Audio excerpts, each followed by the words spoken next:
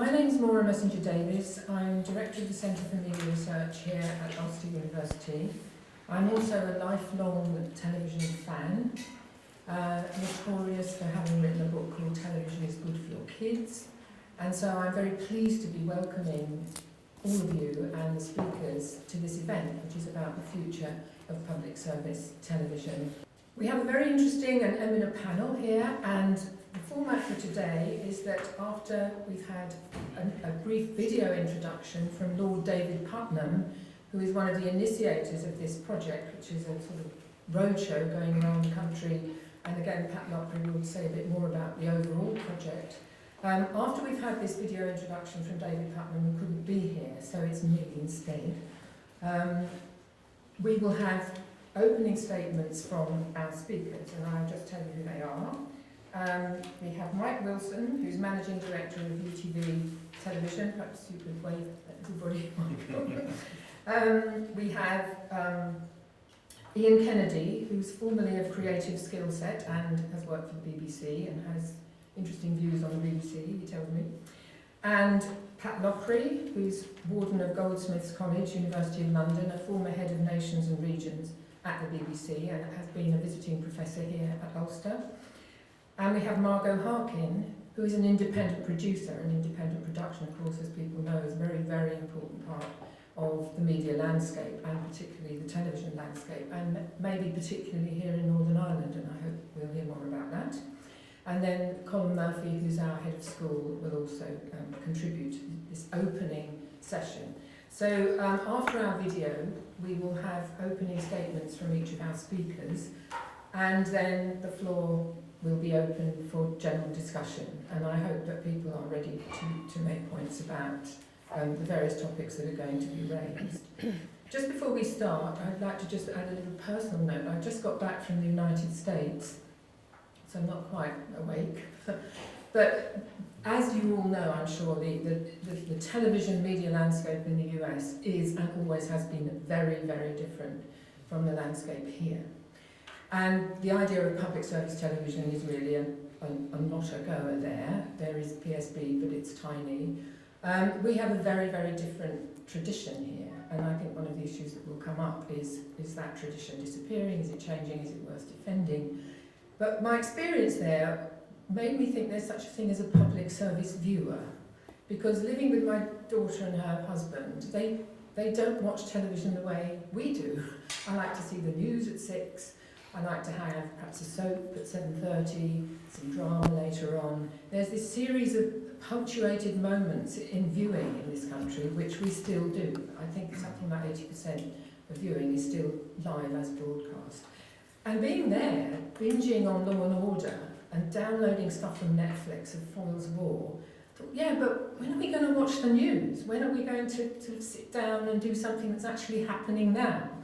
That's not really happening. And of course the commercials are relentless and pretty horrifying, and this is something that we've managed to escape here. So I think there's a real issue around styles of viewing and what audiences want to see from public service, however we define that. So that's my little take on the subject, having just come back from the US. And I'm now going to ask Colin if he'll give us a video with Lord David Puttnam. Hello, I'm David Puttnam, and I'm chairman of the Commission on the Future of Public Service Broadcasting. We've been working for about 6 months now on looking at different ways to reinterpret what the future of public service broadcasting might be, and indeed looking at the facts and figures that support it at present. And in that context, Northern Ireland is something of an anomaly. You'll be taken through all the detail of this by my colleague, in fact the person who inspired the entire commission, frankly, Pat Lockery. And I'm really sorry I can't be with you, but I'm actually working in Southeast Asia while you're all meeting today. It is, as I said, an anomaly. It's an anomaly because Northern Ireland's the region within the nations that has fallen below 50% of PSB viewing. The first time that's happened, and that's a concern. And there's got to be underlying reasons, and hopefully those will begin to emerge this evening during a discussion. Yet on the other hand, it's also the region of the country which uses the iPlayer least, uses catch-up least, uses on-demand television the least. part of the reason for this could be the take-up of RTE, the fact that RTE is at different times seen by literally 94% of the total population at one time or another during any given week tune into RTE, and that could obviously be a factor in all of this. But there's a lot to look into.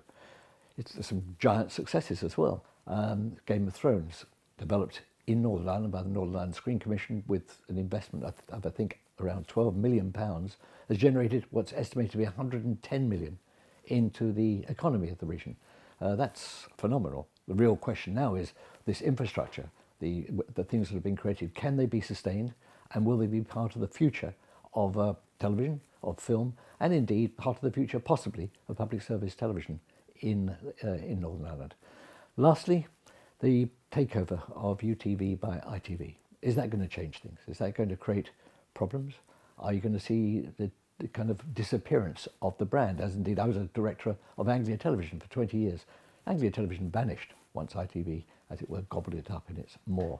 Will that happen to UTV? Will it lose its identity? And will the loss of the identity affect the region generally? These are big, big questions. You're in good hands. Pat will take you through them, I know, and I hope you'll have a very, very stimulating session. And again, I'm sorry I can't be with you, but at least I know that what happens today will find its way into our Commission's report and will influence it, and hopefully might even affect the outcome of the government's consultation. Thanks very much for listening to me, and over to Pat. Firstly, the BBC Charter is renewed on a regular basis, and as a former Director General said, it usually prompts an outbreak of old-time religion when the BBC re-engages with its core purposes and what inspired its foundation. So that, to some extent, is happening. But there's more happening. This is an appraisal of not just the BBC and its role and its charter renewal process, which is well debated, but I thought about the other forms of public service interventions where government determines through various advisory bodies and groups, predominantly Ofcom at the moment, that all privileged commercial operators as well as the BBC also are part of the complex web of public service. ITV, Channel 4 included within that. So we as a group, in Goldsmiths, and my colleague Dr. Vanna Goblet is here as well, we were concerned that in government-led consultation and the preoccupation with the BBC might be such that the wider notion, the wider social cultural value of public service interventions might be lost, might be neglected, and that we badly need to ensure that the whole unique notion of public service media might be neglected and focus entirely on the kind of cliched argument about too many repeats on the BBC, that kind of stuff. So that was part of the founding principle. We were inspired by something, those of you history people like me will remember or have heard of the Pilkington Inquiry in the 60s, which was a similar civil society intervention to ensure that it wasn't just a government broadcaster cosy clique, that it was a wider level of engagement. And we owe Pilkington a great deal. There would be no ITV with a public service remit, which profoundly challenged a very complacent, sluggish, and not very distinguished BBC of the 50s, frankly. Were it not for the arrival of ITV, the BBC would be a profoundly duller place. Secondly, we owe it BBC Two, and the thinking that culminated in Channel 4. So those kind of big engagements genuinely do make a difference. And it was formulated in a way very similar to this. I pray that we have some impact a bit like that, but hey, that's a big dream. That it's not in the cosy corridors of Westminster, it is the creative industry, the academy, as Maria said, and it's citizens being invited to think about, and you're right, what inspires us is, by a kind of serendipity, the United Kingdom has ended up with a remarkable thing. It is the best, I passionately believe, public service remit in the world. It produces the best radio, best media content, best television, not all of it perfect. God knows no institution is entirely virtuous, but it is more diverse, more depth than most comparable, far richer media landscapes. So, what was it that gave us that? What needs to be renewed and refreshed? What is it in the old-time religion that is still relevant? Sir Richard Eyre was a governor of the BBC in my time there, and I remember something he said, because he worked in the Royal Shakespeare Company, National Theatre, and then 2 terms as a governor of the BBC. And he said that each one of those institutions bore the indelible DNA of the decade in which they were founded, which I thought was a profound observation. So that means the BBC's fighting fit for the 1920s. And boy, you can see it in the National Theatre, can't you? The kind of Olivier dispensation. Charter Review is about reasserting and trying to regain relevance in this age, not that age. Take those principles and refresh them, challenge them. And I believe that Northern Ireland, about which I care a great deal, has had a very decent engagement with ITV through UTV, with Channel 4, and I would believe, wouldn't I, with the BBC. Not perfect, but pretty darn extraordinary, really. From the Abbey Players coming to be produced in Belfast by Dennis Johnson in the 30s, before they ever appeared in any public radio in the rest of Ireland, through Lillibullero, through all of those extraordinary journalistic achievements, through the horrors of the Troubles, through the drama tradition that remains remarkable for a relatively small population sector. I think ITV and BBC and Channel 4 have, in a clumsy way often, but a pretty darn rich way, served this place remarkably well. That's my view. We need to ensure that that finds reinterpretation and relevance and engagement in a whole different media landscape. The danger is that in this proliferation of content, we lose sight of that which is distinctive, unique, and frankly vulnerable. Arts programming for minorities, drama, investigative current affairs. In the wealth of content and the proliferation on your multi-channel world, you won't find much of those genres. You won't find depth in the texture of that. And my favourite definition of public service broadcasting comes from a guy called Hugh Weldon, who used to be on the BBC, and he said it was to make the good popular and the popular good. Beware of being pushed to the Himalayan heights.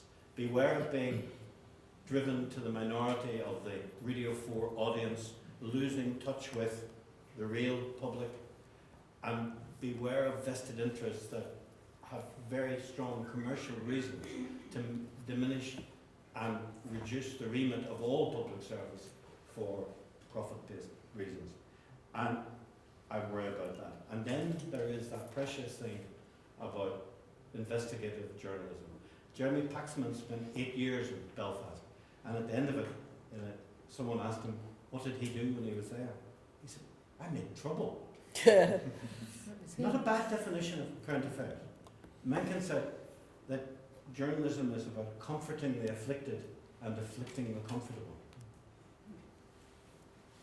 Society needs people with no vested interest, no commercial constraint, with time and resources to ask the questions that the audience would like to ask if they had the privilege. We need to ensure that that fourth estate continues for the good of civil society. Thank you. And we'll move on to Mike Wilson from UTV and the perspective from where you are. Thank you for the invite, thank you for the inquiry, and thank you to Goldsmiths. This is an important topic. I think everybody around the table has a vested interest in, and can faces around the table. A number of people have travelled up the road of stature to actually show how important this is to people. Can you hear me at the back, or do I need the microphone? Yeah, you need to move closer to Yeah, me. let's move it closer. I think the inquiry is timely. We obviously know that the BBC is going through charter renewal. I'm not going to, because of my background, speak a great deal about the BBC today. I'm more interested in the commercial provision of public service broadcasting. It is a little out of step with the history or the flow of commercial PSB. As I think most people are aware, the Channel 3 and Channel 5 licences were agreed in 2013, running from the start of this year, I think? Start of last year to 2024. So ITV, UTV, STV and Channel 5 are all now tied into licence commitments for the next 10 years. And UTV's is 4 hours of news a week, 2 hours of non-news content a week, and I'm happy to talk about that later. I also think it's really important that when inquiries are set up, we don't find a problem that needs to be investigated. And I think actually somebody the other day described this as the second golden age of television that we're actually operating in. And if you look, newspapers, because of their vested interests, are quite good at knocking broadcasters. But if you were to open the papers 3 weeks ago, I think it was a Saturday, a number of the broadsheets covered the fact that the following Sunday night there was 1 hour of television that was the most expensively produced hour of television across all PSB networks, with the dramas that were produced. It was Indian Summer on Channel 4, Dr. Thorne on ITV, and I think The Night Manager on BBC One. I might be wrong about The Night Manager.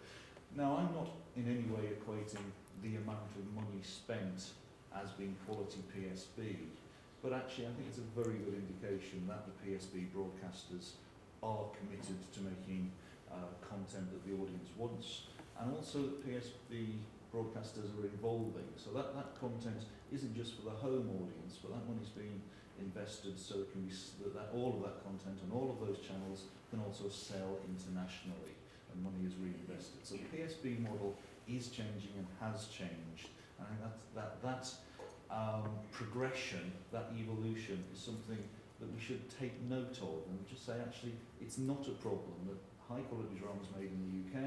It's for the UK audience, but if it sells internationally, is that necessarily a bad thing? The debate about quality PSB is not a new one. I've been sat behind this desk at UTV for 10 years, and this is probably the 20th, maybe even the 30th debate on the horrors of the PSB world and the challenges we face in that time. PSB is still here. I don't think it's any greater threat today than it was 10 years ago. I think actually a lot of certainly commercial organisations have engaged with regulators, engaged with stakeholders, commercial partners, and find ways to continue to produce high quality PSB. 10 years ago, the issues were things like digital switchover, the fact that every home would become a multi-channel home. In this region, the fact that the Northern Ireland MUX would be switched on that allowed access, 100% access to RTEs 1 and 2, to the Irish Language Service of TG Caher. That added to competition for commercial audiences, but it also added to the canon of PSB content that was available. And I think that's actually important, and I'll come back to that a little bit later on. The former management of ITV said it wasn't committed to PSB, saying they were going to pull out of regional news provision. That has gone. The regional news provision in ITV is now a strong commitment. It was committed to in the last licence renewal, so that threat has diminished. And of course there's online and digital. Instead of seeing those areas as taking our breakfast, as organisations we've now gone into those areas and trying to monetise those areas. Now clearly there's still challenges there. Television advertising commands a far greater revenue put than online advertising. But actually, per eyeball, the online viewer is far more valuable than the television audience. It's simply there's a huge difference in the number of people consuming on those two platforms. Also today, you've got the globalisation of our industry. In the past, we used to talk about competition as being BBC Northern Ireland. Now it's Netflix, now it's Amazon Prime, and they are well-funded organisations making actually PSB content. Big, high-quality dramas are PSB content. They're just one area of it, though. You're not yet seeing the Amazon Primes or the Netflix moving into regional news, and I hold my breath for that to happen. There's regulation. I think there's a huge issue in the way we're regulated at the moment. Those platforms I've just mentioned have a completely different regulatory regime to the PSB broadcasters, and I intend to talk about that a little bit later. And then 10 years ago, EPG value was significant. If you had that 101, that 102, 103 slots in the EPG, you were the first choice when you turned on the TV. Now with people watching via app, via mobile device, via smart television, prominence is nowhere near as dynamic for the PSB broadcasters as it used to be. And that's something that really needs to be taken into account. We launched a channel recently in Ireland, and on the Aircom platform they've got an intelligent EPG where the first platform that comes up, or the first channel comes up, is the last platform you viewed. So if you are always, say, a Comedy Central viewer, which may be down in the 30s or 40s, you may never see RTE1, RTE2, TV3 or UTV Ireland on your EPG menu. So they're all challenges that we have to face as businesses. Now, I was given 8 minutes to talk, and that was just my introduction. I could actually sit here for 8 hours, and I wouldn't touch the surface. So I just want to skim through a couple of things before I hand across to Ian. Television as a industry is not blameless in the challenges we face over PSB. We used to talk about the digital guys as bad guys, people that made House of Cards as not actually being part of our industry. And actually I think we need to, in the eyes of the audience, reinvent the way that we are viewed. While none of the programme makers around the table at all go into the office every day and go, I make content, we make news, or we make current affairs, or we make drama, or we make programmes, but actually we're all in the content making business, whether you're Netflix, UTV, BBC Northern Ireland. And the audience don't differentiate between seeing a linear service and an on-demand service. And we need to state that our product is as strong and as relevant in the digital age as people do with Breaking Bad or Game of Thrones, or content that is mainly viewed on demand.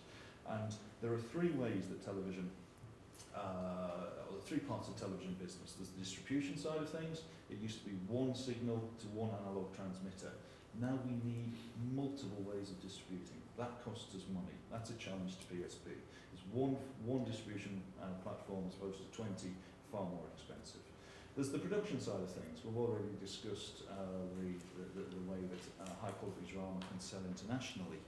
Unfortunately, there are no secondary buyers for UTV Live or BBC Newsline. That has one home. And there's a real challenge in terms of the cost of making news, the multiple ways that you can monetize it.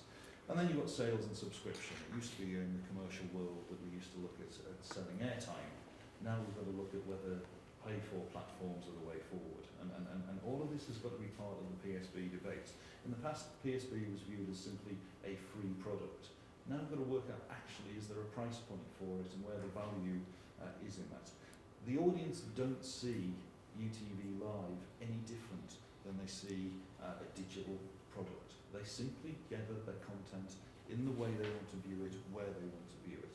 I'm not on Facebook, but my wife is, and often she'll sit on the sofa while I'm watching something on television, and she'll tell me about a news story in Northern Ireland, and I'll go, how did you know about that? She went, oh, it's on your Facebook feed. And she'll actually tell me about something before it's appeared on a terrestrial news bulletin. There's nothing wrong with that. We, though, as an industry, need to communicate that we don't just deliver a half-hour news bulletin at tea time or at 10 o'clock at 10:30 at night, and I think that's really important. PSB is actually now wider than the linear television service. I also think it's important that in Northern Ireland, what Lord Putnam said there in terms of 50% of the audience not watching PSB, I actually disagree with that. I think they're just watching different PSB, and since the digital switchover, because RTE is now universally available, I think a large number of the audience are actually, because of community backgrounds, choosing there is an alternative state broadcaster, shall we say, or national broadcaster. Some of the audience naturally migrate to Dublin as opposed to London for their home of news. And I thought it was quite interesting. I'm going to put the microphone down, so this is going to crunch. But last night on RTE there was a programme that was undoubtedly a PSB programme, and it's actually on the front page of all of the regional papers. It's the interview with the girl in Peru. That was commissioned by RTE in Dublin, made by a producer in Belfast, and seen across the island of Ireland. I mean, that is high quality PSB, but not probably measured in those figures. So I think we've got to be very careful about saying the PSB is dipped below 50%, because actually we're in a far more challenging market than any other part of the UK. We have we're the only part of the UK that has a land border with another country. We're the only other part of the UK that can have English language services beamed in that the audience can see. And I'm not saying that, by the way, to be critical. I'm saying that to say that actually I think we are super served by public service content. If you sit down at tea time, most of Northern Ireland at 5:30 has a choice of 2 news bulletins from across the border. At 6 o'clock there's RTE News or UTV Live plus a BBC Network News. At tea time, and then at 6:30 there's a national news from ITV and then a local news from the BBC. If that's not super serving, I don't know what is. And also those audiences enjoy what we're doing. I think when I first arrived in Northern Ireland, the Belfast Telegraph sold about 65,000 copies. It's now down to about 40,000 copies.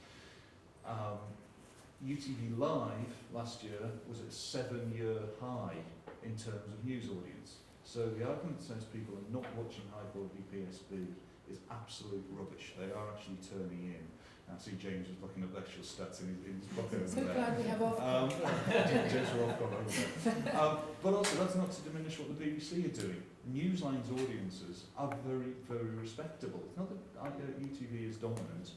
It's actually the audience wants high quality PSB. So between the two of us, we're actually delivering a service that the audience wants.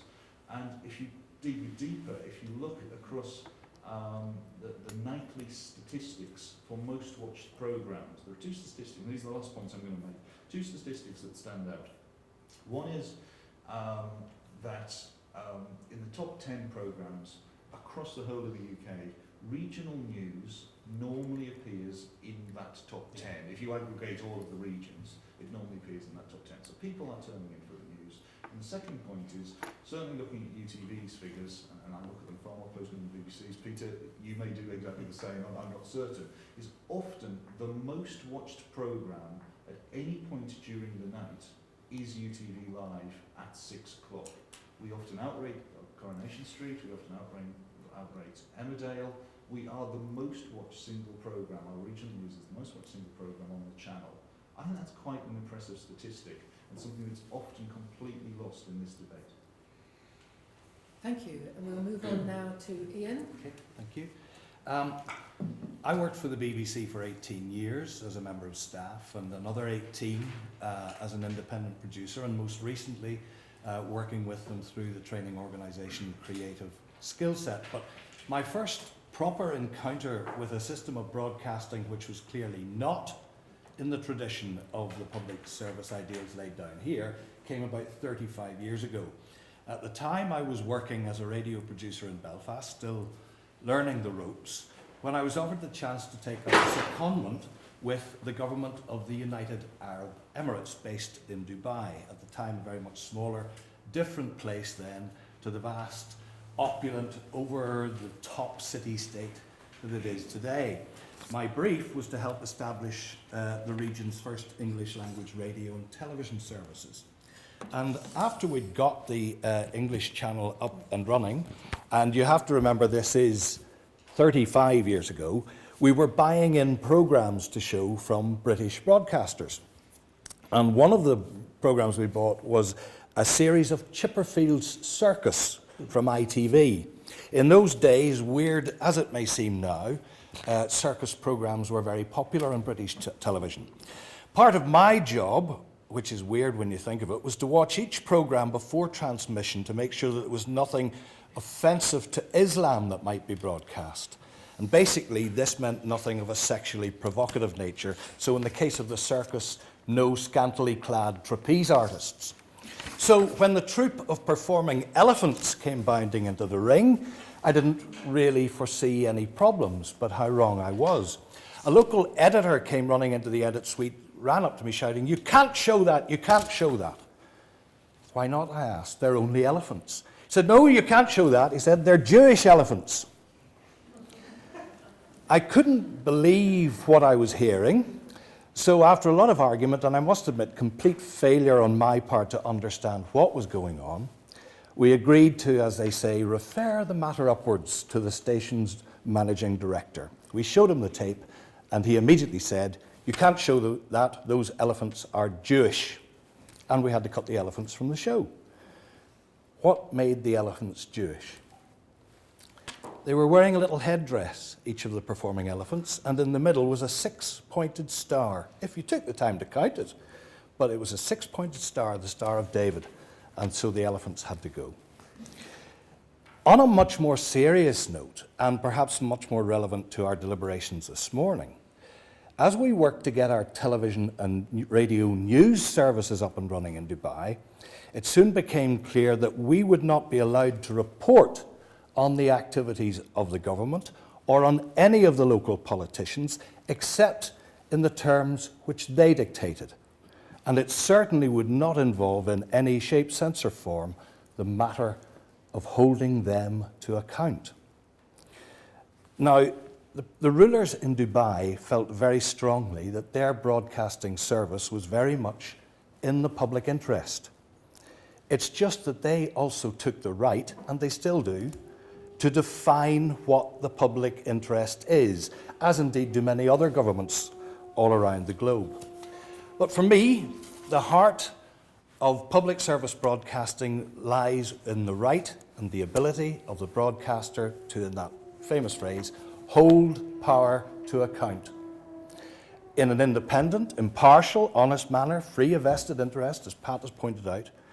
And in Northern Ireland, we see the immense value of that to our society. As our public service broadcasters tackle such issues as the emerging NAMA scandal, MLA's expenses, child abuse in our state and church institutions, questions around research companies which benefit a great deal from public money but which don't seem to produce an actual lot of research, politicians' unusual land deals, their extramarital affairs, ridiculous waiting lists in our hospitals. This list could go on and on too. In the BBC's case, this investigative rigour is what the licence fee guarantees, and we can also be deeply proud that, as Michael has illustrated, our commercial channels have bought into the concept completely of holding power to account and have defended it as robustly as anyone in the BBC. Or should I say, as robustly as the BBC should be fighting its corner. Because when we talk about the future of public service broadcasting, I think we should be alive to those factors which pose a threat to that future. And I'm afraid I think it's always too easy to blame the politicians of whatever party political hue for creating the threats. Sometimes the threats lie closer to home. I believe that the future of the BBC is obviously central in this country to the future of public service broadcasting. And I'm very deeply proud to have worked for the BBC, both, as I say, on the staff and as an independent producer. But I believe now that we're seeing clear signs that the BBC is failing to fulfil its responsibilities. And allow me to recount 3 relatively recent occurrences which should concern all of us in Northern Ireland and which I think illustrate my point. Since 2010, when the coalition came into power, government has concluded 3 deals, shall we call them, with BBC management. We're requiring the BBC to pay out of the licence fee for the World Service, S4C, the Welsh language channel, and free licences for the over 75s. Now, I have to say I think there are perfectly reasonable arguments, which I personally don't subscribe to be made in the cases of the World Service and S4C that the BBC should or could pay at least in part. But the free licence fee for the over 75s, as far as I'm concerned, that remains a social welfare issue for government. The BBC should have no part to play in its resolution. Much more importantly is the overriding issue which lies behind these three deals. Who owns the BBC? Well, not the government, that's for sure. The licence fee owns the BBC, full stop. Therefore I do, and I hope most of you do too. Did anyone consult me about any of these deals? Nope. Did anyone consult any of you? Nope. Why not? After all, it's the licence fee which is being used to finance these deals, and the cost runs into hundreds of millions of pounds. I think the over 75s deal alone is about 700 million, about a 20% of the BBC's total licence fee income. So as a result, we know that the corporation is making massive cuts across all its services, and BBC Northern Ireland, your BBC, is in no way immune from those cuts. So government didn't see the need to consult with the licence fee payers. Cynically, we can understand why. But BBC senior management didn't see the need to consult either. And I find that much more disturbing, because I believe management has failed to recognise the strength of its own negotiating position. You know, despite the long-term and often hysterical efforts of the right-wing press, opinion poll after opinion poll shows that a great deal of people, a majority of people, support and value the BBC and the concept of the licence fee, despite all the spin to persuade us that such support is in steep decline. I think the latest research for the BBC Trust is quite clear. The BBC remains a highly valued, trusted organisation. Its independence from government is central to that trust and respect. So why was it then that BBC senior management decided to go along with these three deals, concluded in secret, behind closed doors, only making licence fee payers aware of them through press releases after the ink had dried? Don't they see that if anything threatens the independence of the BBC, and therefore, as I would argue, the very future of public service broadcasting, it's the willingness to do such deals without proper public consultation? Look, we must expect a politician of whatever colour who thinks he or she can force the most powerful broadcasting service in the world to bend to their will, to keep coming back to the table again and again with demand after demand. And at what point does that lead to the situation which I highlighted at the beginning, in which a broadcaster is no longer able or is prevented from holding power to account? BBC senior management, in my view, has conspired, however unwittingly, to create a climate in which licence fee payers, the people here in Northern Ireland who helped guarantee its independence, have been sidelined. As Pat says, our system of broadcasting is the envy of the world. Its future is one to be proud of, to be celebrated, to be nurtured, to be protected. If, of all our public service broadcasters, the BBC won't do so effectively, then I ask you, who will? And we're going to move on now to Margot Harkin. And I'm approaching the subject today both as a consumer and as a practitioner. In each of those roles, I've often identified both as an insider and as an outsider, and more often than I'd like, as an outsider.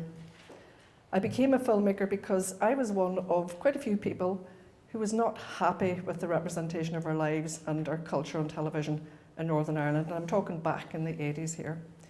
It was the emergence of Channel 4 television in 1982 that gave us the space and the opportunity to do something about it, because it seemed impossible at that stage to get access to behind the camera at that time, for people like me, that is. So Channel 4 television launched during the first term of Margaret Thatcher's reign as Prime Minister. It was the year in which the Falklands War happened, which lasted 74 days and ended with the deaths of over 900 people. 255 of them were British soldiers, and the rest were people from Argentina, or the Malvinas, as the Argentinian people like to call them. It was the year after the hunger strikes in Northern Ireland, when Margaret Thatcher went head-to-head with 10 IRA prisoners who starved themselves to death in their demand for political status. So it seems extraordinary to me now that Channel 4 established itself in this climate of intense political strife. When we set up in 1984, the miners' strike also happened, and I'm sure there's many people here who remember that particular climate as well. Channel 4 had no in-house production apart from its news team, which remains exemplary to this day. And its mission was to provide programming entirely produced by independent filmmakers. And this included the creation of a new seedbed of talent that would have the right to learn and experiment. Most significantly, the channel had a government remit to provide for underrepresented voices on television, and they were led at the time by the wonderful visionary Jeremy Isaacs, I'm sure many people remember as well. So this remit was to be addressed both in terms of the content of programming and in the means of production. That is, people who did not ordinarily see themselves on television or hear their voices on the radio or television were to be given an opportunity to make programmes and to have their experience represented on national television. It was quite revolutionary in broadcast terms. So underrepresented groups were identified as Black and Asian groups. I mean, we were actually given kind of areas that should be addressed. People were invited from these areas. Women, who were very underrepresented at that time, gay rights groups, trade union, people who identified themselves with trade union issues, labour issues, and regional groups that later became known as the nations and regions, which were very underrepresented in mainstream media, and that was Scotland, Wales, the north of England, and Northern Ireland. So some of these independent filmmaking constituencies already existed, such as Amber Films in Newcastle upon Tyne. But under a special agreement between the ACTT Union and Channel 4, called the Workshop Declaration, there was a mushrooming of new independent filmmaking groups all over the periphery of Britain. And it is apt for me at this time to pay a special tribute to the great and much-loved Alan Fountain, who was the very first commissioning editor at Independent Film and Television at Channel 4, who sadly died very recently. He was responsible for the emergence of so many independent filmmakers, and we remember him with deep affection as a person who nurtured and empowered others with great kindness and trust. And that, as I was writing that, I realised that was not something that you could say too often about broadcasters. In all the relationships I've had with broadcasters, and I've had good and bad ones, Alan was exceptional in that, and that he actually welcomed you, that there was that sense of welcome. I want to hear what you have to say. He was a great listener. He was the president of IAVE when he died, and he has touched the lives of thousands of European filmmakers in his lifetime. So Derry Film Video was established in 1984 by 3 women, Anne Crilly, Tricia Ziff and myself. And our argument to Channel 4 was that the world's media was flocking to Northern Ireland to report the troubles, yet there was no independent Indigenous representation of our lives. And we often did not recognise the portrayal of ourselves or events that we had experienced on television. I mean, this was the period when people were, you'd go out and you'd watch the riots and you'd go home to watch it on television. I'm sure a lot of people remember this. And for me, the famous incident that was so badly misrepresented on television was the events of Bloody Sunday in 1972, 3rd of January 1972, to which I was a witness. I witnessed people being murdered, and I could not believe how the General Jackson's message, his statement about what happened on Bloody Sunday, was sent to every embassy in the world and was definitely promulgated by all the broadcasters at that time, although there were some people who did challenge the version of the story that was made. But actually that was probably fundamentally the moment that later kind of inspired me to become a filmmaker. Anyway, we were viewed with great suspicion by established filmmakers in Northern Ireland who had come through the BBC or ITV and had become independent. And they viewed us as upstarts and troublemakers, which we were, We viewed them as elite, arrogant and middle class, and they were all men. There were no women. I don't remember any women at that time. Many years later, I had the chance to work with one of our critics from Belfast, and over a very civilised dinner in my house. And I mean, I was forced to work with him because somebody else I was working with wanted to work with him. But we had a great time, and it just broke down all the barriers. And when we'd consumed all the drink in the house, including a secret stove poaching, he announced that we were known as the Chuckies in Belfast. But anybody who doesn't know what that reference is, it's referring to Chucky Erla, which made me laugh so hard. I mean, it was just one great big kind of breaking of a barrier between us that he actually said that to me. And I laughed very hard at that, and not because it wasn't true, because we definitely had, we were feminists, but we definitely had a Republican inclination. But it was so reductionist, and whenever people saw our work, they realised we were not the paradigm of reactionary republicanism they'd conferred on us, that they assumed. And this happened time and time again. People often sort of, if we did a screening of a film at a Dublin Film Festival, whatever, people would come up and they'd be so surprised that we were not what Owen Harris, for example, was saying we were. And what we were doing, in fact, was we were being very vocal critics of British government policy in Northern Ireland, which was our democratic right, and very correct that we should have the right to do that. But more importantly, we were critically interrogating our own history. We were self-critical was built into our practice and our policy about what we wanted to do. I mean, I remember that to this day, that we had that held that as a key principle, that we were not actually trying to uphold some kind of propagandistic point of view, that we actually reserved the right to be self-critical. And so my question then is, and I think it still pertains today, because I know there are many groups who probably are in the same situation that we were back then. And my question is, why did no one else other than Channel 4 trust us to do this? And in my view, that's where learning, exchange, and integration and progress in society truly happens. It's often expressed in the world of creative imagination and interrogation of subjects. Why is it stymied? Why was it stymied? Why does it still be stymied among certain groups? And to refuse the right to freedom of expression is to foster dissent and detachment from the prevailing systems of communication and governance.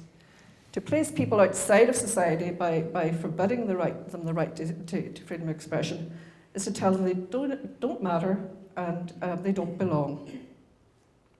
And how much does this pertain in many areas of Britain today? Who gets to tell the story? That's the key thing for me. Who gets to tell the story? And it remains as relevant a question today as it was in 1984, particularly for Muslim, Hindu, and refugee populations. We know there's a great effort among all the broadcasters to increase diversity, and we've seen amazing changes in that way, but I still don't think it's enough. I have a sister who lives up in Ellen in Halifax, and I drive through some of those northern villages, and I just wonder what goes on behind doors up there, because I'm not seeing it in television. So I suppose my question is, why do we have such a risk-averse culture when it comes to documentary and news commissioning in particular? And why do so many people of all ages no longer trust broadcasting news in particular? Now, I have no academic or scientific evidence, but lots of anecdotal evidence to suggest that it's because we view it as over-controlled and shaped in the interest of a particular set of values or establishment mores. I am one of those people who actually gets most of my news from Facebook. I'm an avid Facebook user. It's got to a point where it's almost a problem, I think, the fact that I watch it so much. But I know I'm going to get stuff, as Michael said, much more quickly than I'm going to get it on the television. And certainly, in the written media. And it's just a different way of looking at things. And I get it in all sorts of formats. I get journalistic pieces, articles that are published. Everything from the New York Times to the Washington Post to the Chicago Tribune to, every paper, Irish Times, Guardian, all of them. And people who are doing the same as me will know that most of them are doing podcasts and video posts. And if I want, I can go into a journalistic piece and then they'll post videos, and I can dig down deeper if I want to, which I've done this weekend in terms of the campaign of Bernie Sanders. I've seen some amazing stuff that's not been reported in the media. So my increasing realisation that television news is failing us, and the most current example of this would be the Bernie Sanders phenomenon in the US presidential election primaries. He's still being underreported in the mainstream news in a way that supports the presumed inevitability of Hillary Clinton's candidacy. How do you say that word? Candidacy. The election news is reported in a way that supports the wealthy corporate interests of a few and not the mass movement of people who are mobilising under Sanders against those interests, which is kind of what you were saying, Ian. This underreporting has happened both in America and the UK. I want to predict here, based on what I'm witnessing and reading online, that Bernie Sanders has a really good shot at being the next president of the United States unless something catastrophic happens in his current campaign momentum.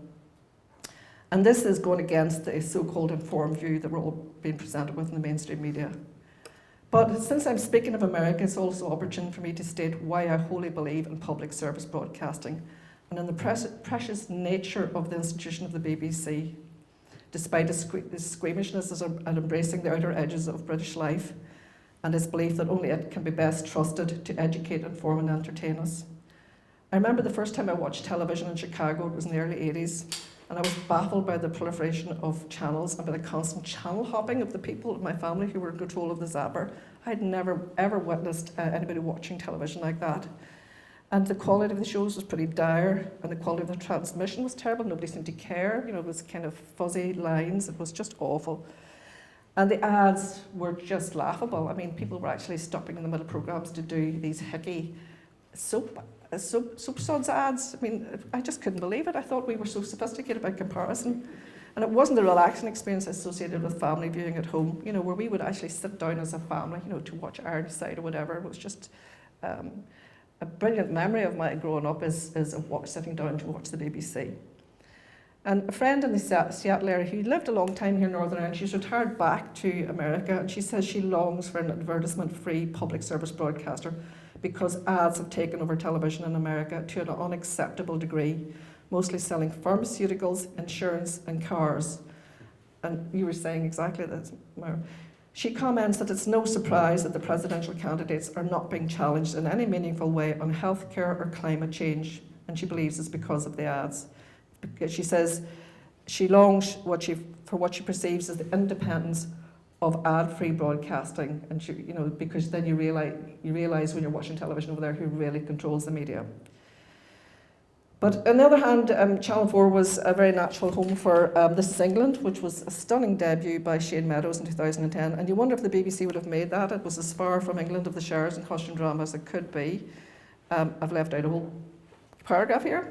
I do agree with the feedback by Tony Hall that the BBC excels at the large costume dramas such as War and Peace and Dickensian, both of which featured our own local treasure, Stephen Ray. And at the ambitious entertainment shows as the Great British Bake Off. High quality escapism is what the BBC is really brilliant at. Strictly. Yeah, Strictly was great too. The family shows are just the best. But Shane Meadows, This Is England, has had its influence on the BBC. My mother and my sisters and I were glued recently to Series 2 of Happy Valley, written by Sally Wainwright, and again, this emergence of women onto television is a transformation in my lifetime. So there's so much to congratulate broadcasters on, and always room for change and improvement, including the need to banish all feelings of being an outsider or missing from the reflection of what we see on our screens. And the challenge will be about how to do that. Thank you. Thank you, Margaret. And finally, Colin. Good afternoon, everybody. I'm Colin Murphy, Head of School of Media, Film and Journalism here at Ulster University, and welcome you all to this event this afternoon. I'm going to be very brief and just bring back in those poor unemployed elephants that you mentioned in the circus. No matter what religion they are, I'm going to bring one back in the room here, and that is that the key question here is that technology has moved on, and that's moved the audience on, and that half of 16 to 24-year-olds no longer watch television in the UK in the traditional format. They might still be watching some PSB television, but they're watching other things like voice news, using Facebook, social media, Amazon Prime, Netflix. They've just moved on. To them, probably PSB, they're probably wondering what it is. They probably, they haven't really any great concern for it. And the question is, how are you going to convince them that this is the next generation, that they have to pay £145.50 a year to basically subsidise somebody else's entertainment, which is the way they would look upon it. And nobody has yet come up with a new model that when this new generation decides they're not going to pay the licence fee, because they're not actually consuming PSB, as they would see it, how are you going to convince them that they should do so, that they should pay some kind of contribution towards this? And all I hear is about protection of PSB and protection of the status quo is what's there, but technology has moved on. It's like we're in a debate technology is just gone 10 years ahead of where it is, and the companies who are basically getting the eyeballs are basically the other side of the world. They're in Silicon Valley. They have huge amounts of data there about viewing habits, about what people want, about what people will want in the future that the broadcasters here don't have. And I think we're getting lost in a debate that's redundant. And I think we need to move on and realise that the whole basis has moved for broadcasting, and come up with new models, not just to protect what's there, but also to figure out a new way how public service broadcasting can thrive in this new environment. And yet I've seen, and I did quite a lot of research, and I've seen no model come up yet, and nobody really anywhere, whether they be in any of the organisations, to really take this on board and come up with. And I think what's going to happen is the market will dictate, and in time to come this debate will move on. If you look 5 years back, the real competition for BBC was ITV and Sky. Look at who the competition is today, companies who were barely started then, Facebook, Google, organisations like Amazon Prime, Netflix, and Vice News. So that's the real challenge, and I think that's where the debate needs to be. But thank you, Chair. Thank you. Well, that's sort of provocative. Technological determinism raises its head. And it's a debate that's happened before, actually. As each new technology comes along, then these issues are prominent, but very important. And I guess it's about funding as well. Anyway, I'm going to bring in Peter Johnson, yes, who's head of BBC Northern Ireland, because a lot has been said about the BBC, and I think you need a chance to answer back. Happy to respond to a few of those points, although I suppose my role today here today is really to listen rather to do any lengthy speeches or responses. But a lot of this comes down to what you're measuring and what it then tells you. So quite often we mix and match lots of stuff where we're measuring, for example, the activity of young people on social media, which is of course transplanting what they would have previously done, possibly with a static phone or indeed face-to-face and talking to each other, as much as actually to do with PSB content. So therefore that does mean, of course, Colm is right, our challenge with the younger generation has transformed now, but equally the answer is not for somehow the BBC to seek to become some kind of social media platform per se. Are there clever things that are in line with, as Pat says, our public purposes that we can do more effectively with digital? Well, of course there are.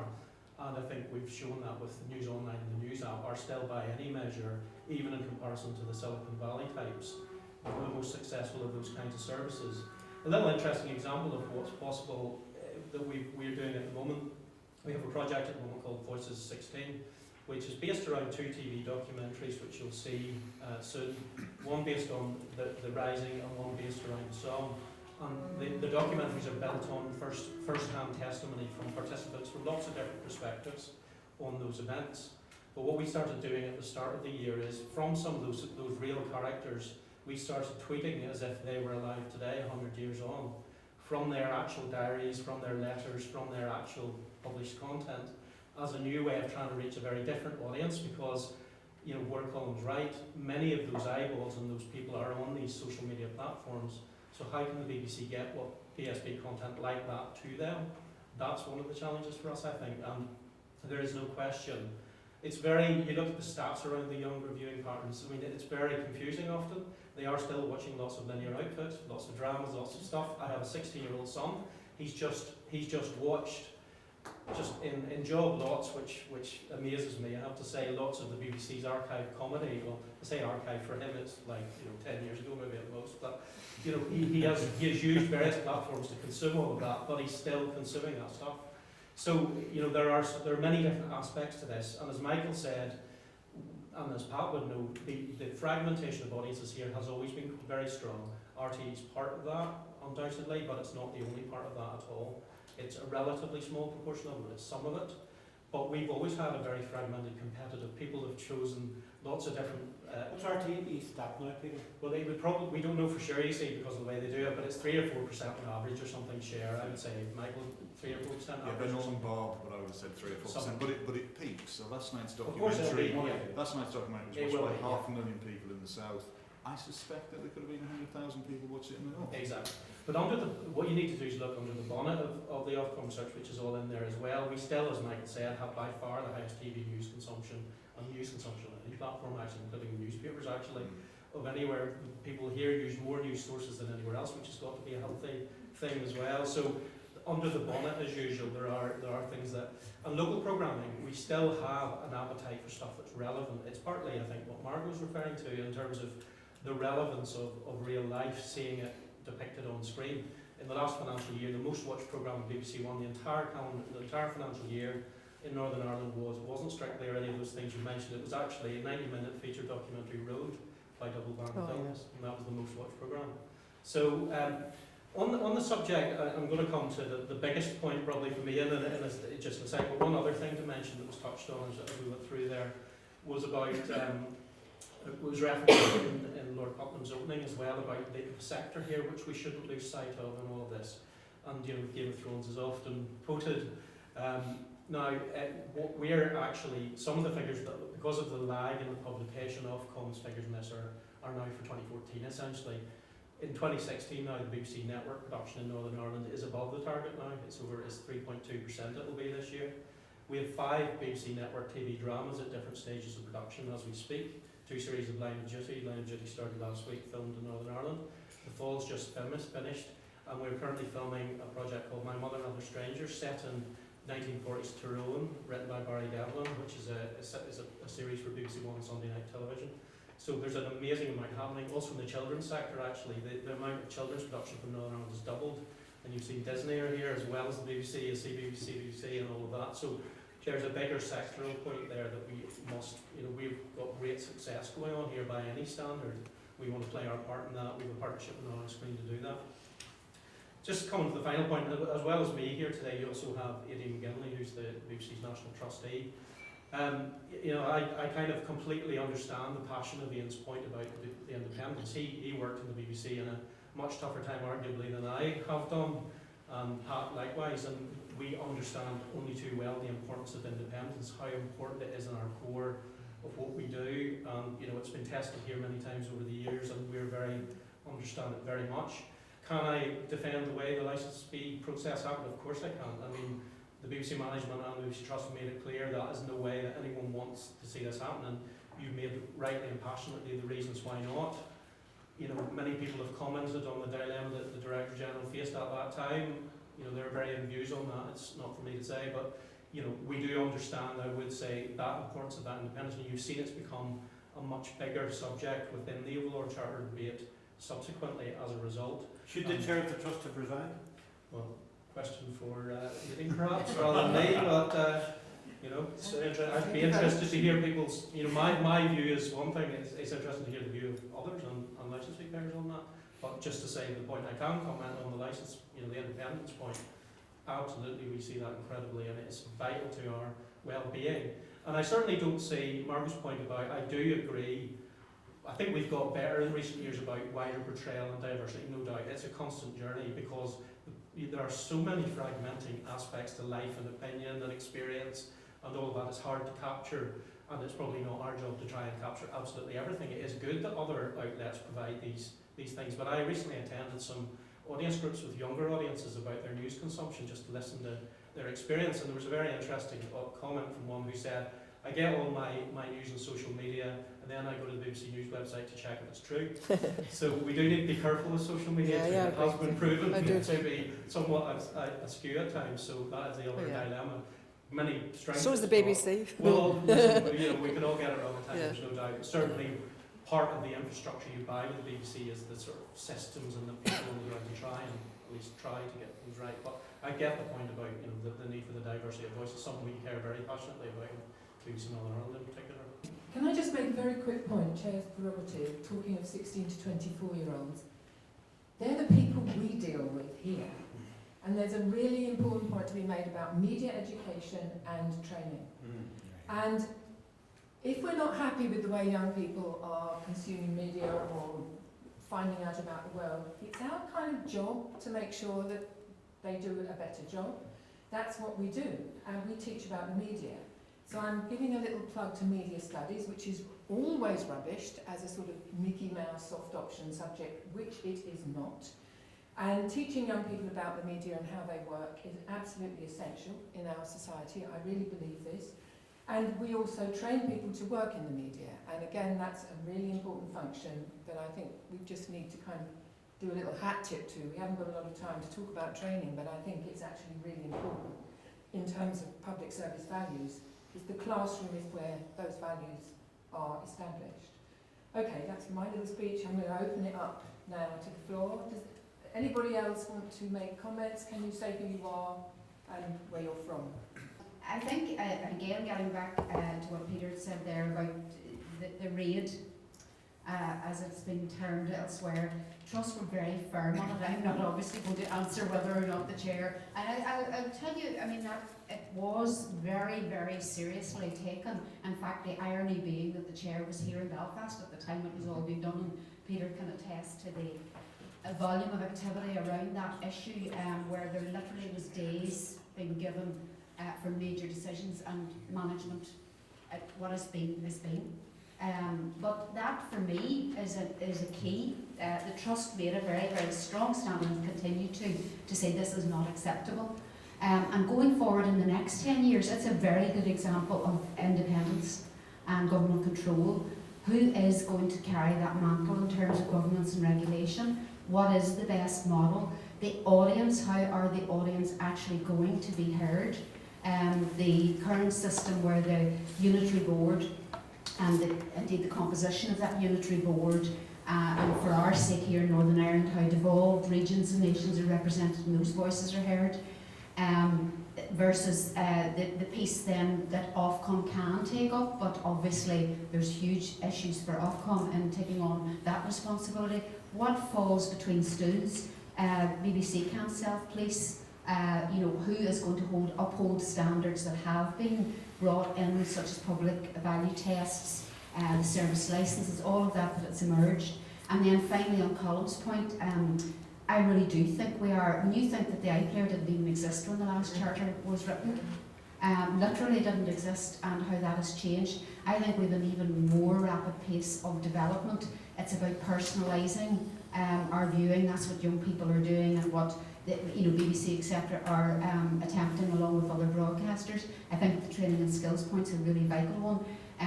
The one thing that we've seen in a lot of the research and evidence coming back to the BBC, it's sometimes underplayed, but it's a core for the broadcasting community in the UK and the whole bedrock of the creative industries, which is increasingly, as Peter outlined, important even for peripheral areas like Northern Ireland, where the locus before would have been London. I mean, Salford didn't even have a presence at the last writing of the charter. You can show how you can devolve the benefits. So where does all that sit as a piece for me?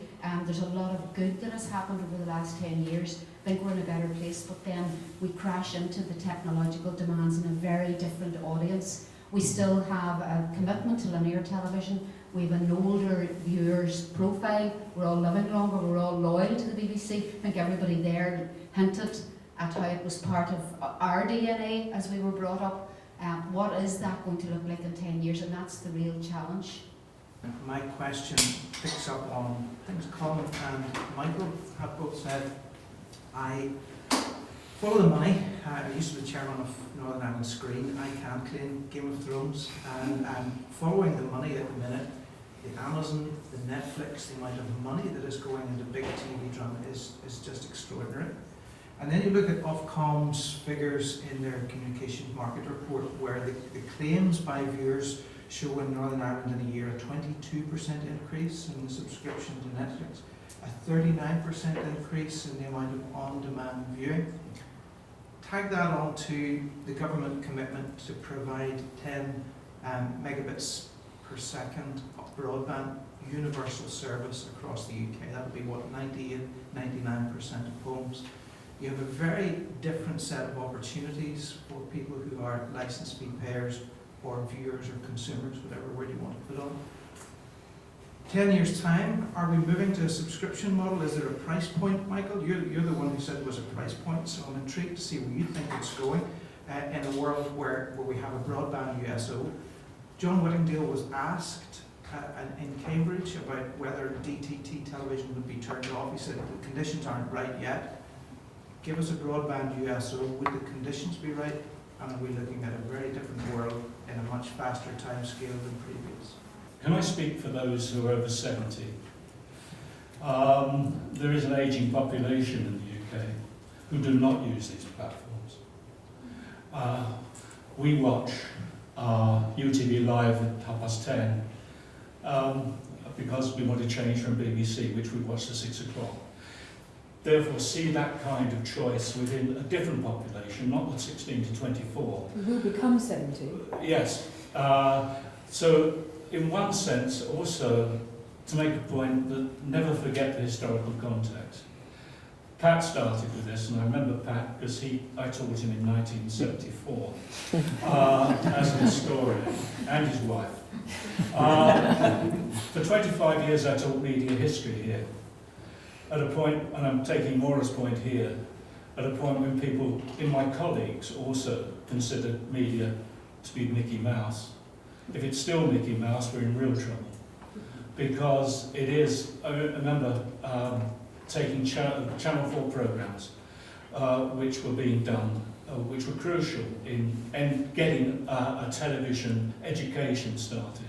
And if you really want to talk about television service, then it's about, as Maura said, getting the younger generation aware of the issues which you're talking about now. Yeah. The other thing is Pilkington Committee. Pilkington didn't write it, Richard Hoggart wrote it. Richard Hoggart, who then became a warden of Goldsmith College. Just a point. It's a great chance for Pat to actually become the Richard Hoggart of the next century. But it's also all about but it's also the fact that John Reith, when he started in 1922-24, made up public service broadcasting as a way of trying to stop the commercial interests. I'm not sure he even knew what public service broadcasting was. It was a mantra which was useful at the time, as it still is, to try to put into that context whatever you want to put into it, to try to keep those kind of ideas, without being Reithian ideas, possible in the future. So don't forget that particular point when you come down to it. Thanks very much. Something that you said, which I think is fundamentally important, is the teaching and training of media literacy. And I think that a society that understands both public service broadcasting, but perhaps more importantly what isn't public service broadcasting, is hugely important. And when you get multiple, I mean, I remember, I don't think I'm that old, and I remember sitting down and watching the launch of Channel 4 when I had a choice of 3 television stations, and the 4th one was dead exciting. Now TV stations come and go on a fairly regular basis.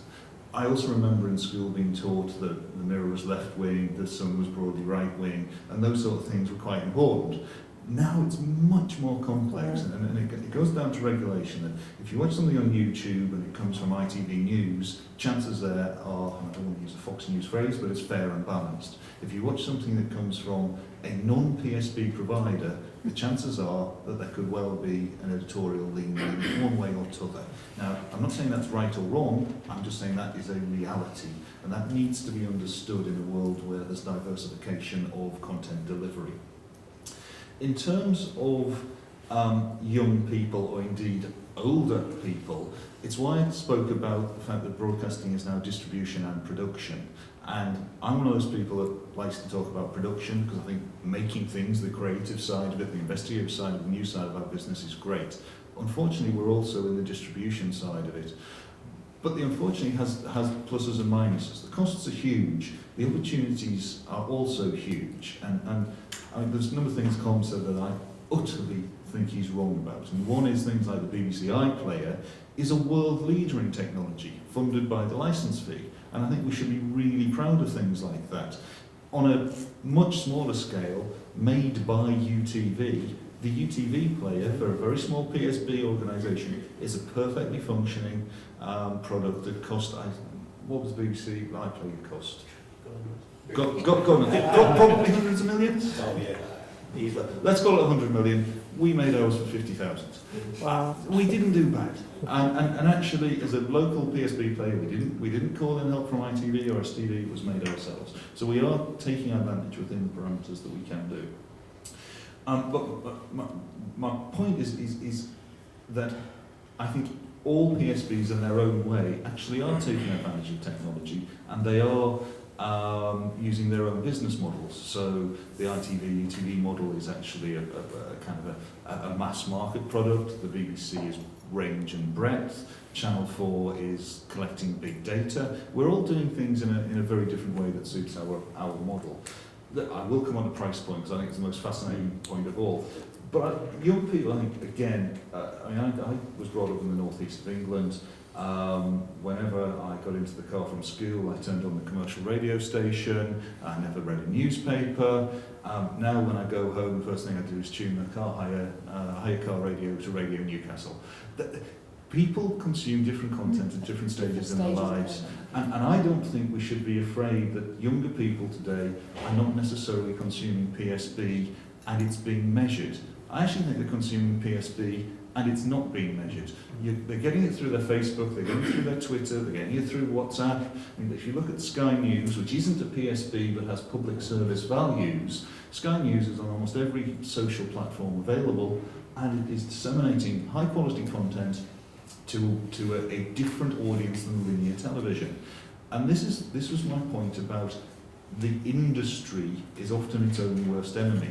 We are content makers. If we stop discussing what we do as linear television and instead talk about the impact we are having on society, I think it is far greater. The problem is my sales team and Peter's measurement often through government is based on audience ratings as opposed to audience appreciation. And actually I think the metrics of success of public service broadcasting have to be reassessed. So did I catch an ad on UTV last night aimed at your advertisers? Yes, which probably. said 87% of people still watch UTV live as broadcast. That was actually one of my other things. Is don't believe what you read in the papers about time-shifting content. It's absolutely true. 87% of UTV is watched linear.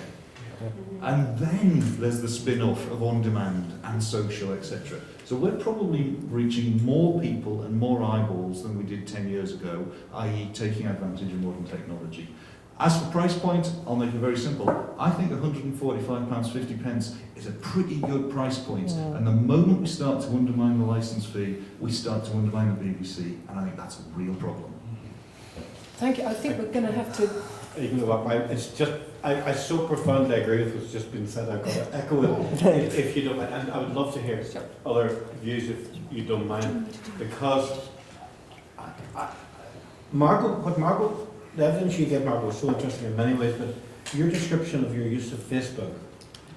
Facebook is ultimately a delivery device. It's about the content. If you didn't have the Chicago Tribune or the New York Times, what would intrigue you in Facebook?